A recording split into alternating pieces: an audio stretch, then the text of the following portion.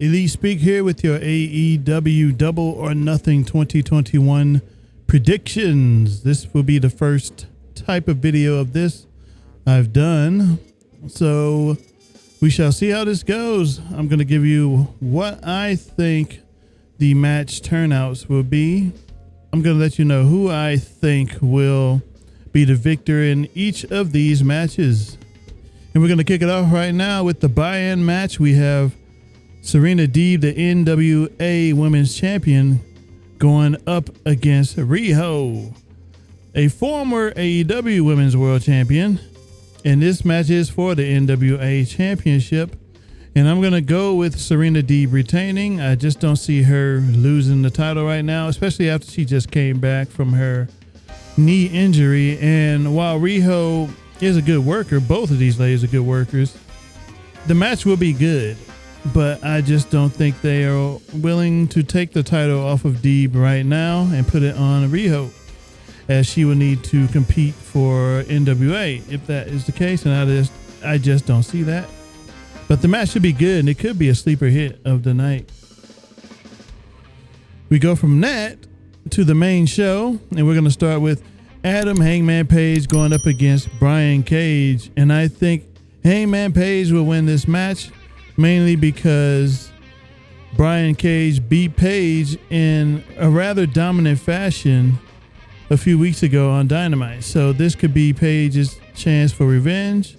So I got Page getting his win back here on Brian Cage. I worry, though, if people will think that people already think Team Taz is kind of weak right now with the losses they've been taking, the pins they've been taking, but I think Brian Cage will remain resilient. It's going to be a hard-fought victory for Page. And in turn, both guys will come out of this looking good, whether win or loss. So there you have that.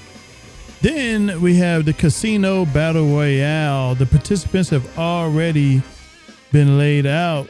It features Christian Cage, Matt Sydal, Powerhouse Hobbs, Penta El Zero Miedo, Jungle Boy, Matt Hardy, Mark Quinn, Isaiah Cassidy, The Blade, Evil Uno, Colt Cabana, Preston Vance, Griff Garrison, Brian Pillman Jr., Max Caster, Anthony Bowens, QT Marshall, Nick Camarado, Dustin Rhodes, Lee Johnson, and we have a mystery opponent as well.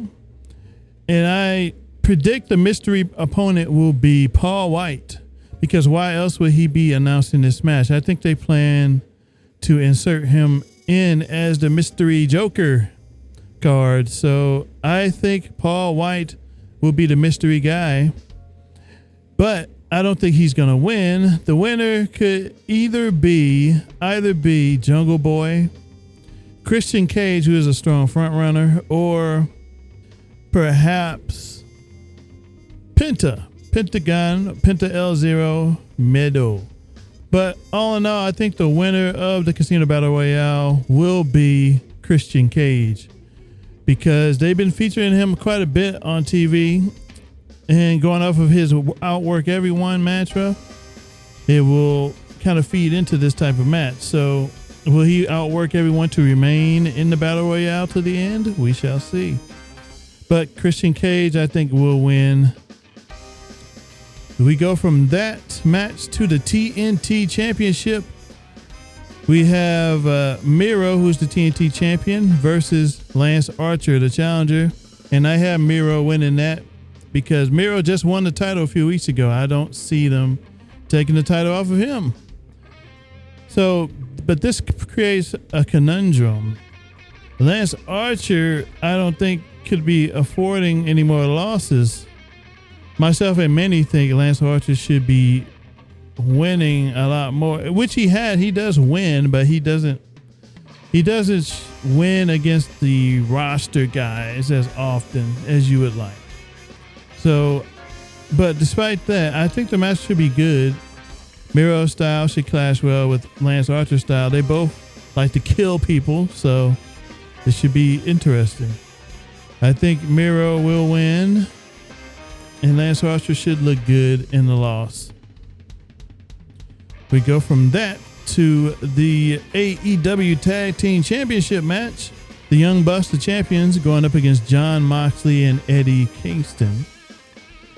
I think the Bucks will retain their championships here, mainly because the Elite is still on top. Kenny Omega is still on top. He's going after all the belts. This wouldn't seem as if the Elite has all the titles if the Bucks lose their championships here. So I think the Bucks will retain, keep the titles on them at least till either All Out or Full Gear, which is months from now. So I think the Bucks retain. Jon Moxley and Eddie Kingston should be a good, formidable team to go up against the Bucks, and the match should be good, like most Young Bucks tag team matches are. I just don't think Jon Moxley and Eddie Kingston will win those titles. So we shall see what happens. Then we have Anthony Ogogo going up against Cody Rhodes. This was a tough one. This is a tough one. Mainly because Ogogo could use the win more than Cody. But on the other hand, Cody cut that one promo a few weeks back, that national promo, that he is the big bad conquering American going up against the big bad British guy. So will they want to book the American guy to lose to the evil Brit? I don't know. But I am going to go with Anthony Ogogo wins this match. I think he will surprise us because I think he has more than a body punch, more than a gut punch to his arsenal. I think he was surprised in the vein of Jade Cargill. She did the same thing. Many people were wondering whether or not she could even wrestle, and she proved that with her match teaming up with Shaq many months ago. So I think we see the same thing with Ogogo. He's going to surprise some people, and I think he gets the win because Cody doesn't need it. Plus, he's having a kid soon, so this could be a good way to write him off of TV. So Cody loses this match. Anthony Ogogo wins, and he could use that rub. Then we go from that match to Sting and Darby Allin taking on Ethan Page and Scorpio Sky. I think Ethan Page and Scorpio Sky win this because they need a win. Sting and Darby Allin can take a loss at this point. Sting definitely can take a loss. And if Sting and Darby were to win, then many people would throw it back in AEW's face that the old guy, quote unquote, Sting, taking up opportunities from the younger guys, Ethan Page, Scorpio Sky. So I think Ethan Page and Scorpio Sky win this, mainly because they've been on the running end of this feud so far. They've been on the losing end, so to speak. They've been running away, etc. when Sting shows up, and they've been getting beat down by Sting and Darby. That just happened last week on Dynamite. So I got Ethan Page and Scorpio Sky winning this because Sting and Darby can take a loss at this point. Ethan Page and Sky need the win for their momentum as a team. Then we have the most predictable match on the card. One of the more predictable matches on the card, the AEW Women's Championship match. You have the challenger, Dr. Britt Baker, DMD, going up against the champion, Hikaru Shida. Shida has had a year-long reign with the title. She won it at last year's Double or Nothing. And it makes sense that she loses it at this year's. Shida has the longest reign of anyone in AEW up to this point. And Shida has done a nice job of holding the fort down while the rest of the division caught up with her. The division has slowly and quietly been getting better since last year. It is leagues better than it was when the company first started, when the company first formed. they've quietly been developing a lot of talent on Dark, namely Kylan King, etc. So the division is coming along nicely. They've taken a slow approach. All we had to do is just wait, and the results will come, and they are coming. And Britt Baker has definitely improved since her first match in AEW.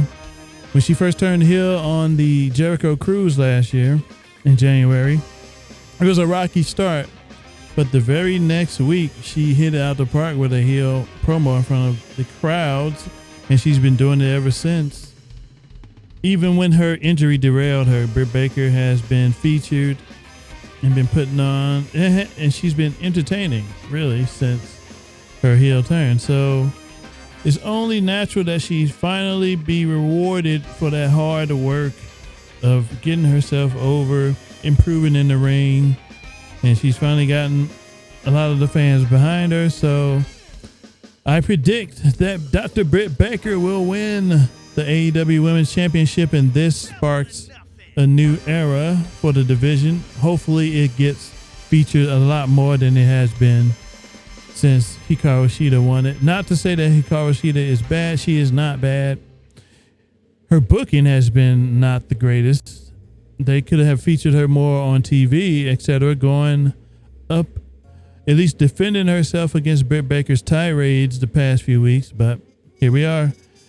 Hikaru Shida will get a celebration of sorts tonight on Dynamite Friday for her year-long reign. But that will be bittersweet because the next few days on Sunday, she will lose that title to Britt Baker. There is my pick. Dr. Britt Baker wins. Then we have the most predictable match on the card, the AEW World Championship match, which features the champion Kenny Omega going up against Orange Cassidy and Pac. Kenny Omega will retain this championship. A loss here would render his belt collecting gimmick useless. So he will win, but it should be a good match when you have Orange Cassidy and Pac in there. All these guys are talented and all are good workers. So the match should no doubt be entertaining and good. I just don't see Kenny Omega dropping the title here. So there you go. Then we have the final matchup of the night. Well, it's not the final of the night. It could be, but it's the final match on my predictions list. The Inner Circle going up against the Pinnacle in a Stadium Stampede match. And I have the Pinnacle winning this match. The Inner Circle put on a stipulation on themselves that if they were to lose, actually, no. MJF added a stipulation that if the Inner Circle were to lose, they will break up. And they accepted the match, so they accepted the stipulation. So I think that it is time for the Inner Circle to break up. They've been there since the start of AEW. And all the guys could very well do other things now.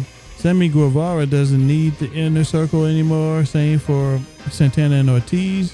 They could go on and wreck shite in the tag division. Jake Hager could do his own thing. He could even stay paired with Jericho, Jake Hager. Those two could just stay together, but the rest split off and do their own thing. So the Inner Circle run has come to an end.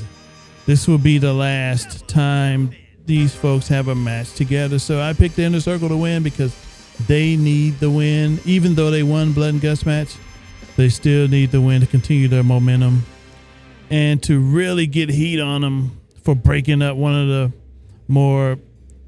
the oldest stable in AEW. To break that up would give them some heat. So I think the Pinnacle win this match, as they should. And there you have it, the AEW Double or Nothing 2021 predictions for Elite Speak. And I will catch you with the AEW Double or Nothing review on the channel. Feel free to like and comment if you really enjoy my thought process on these things. And if you're really feeling daring, hit that subscribe button for more content. And I shall catch you later with the Double or Nothing review. And I will be dropping the reviews from the past few weeks' Dynamites, as I've been kind of lazy with editing those and putting them up. So there you go. Thanks for watching / listening.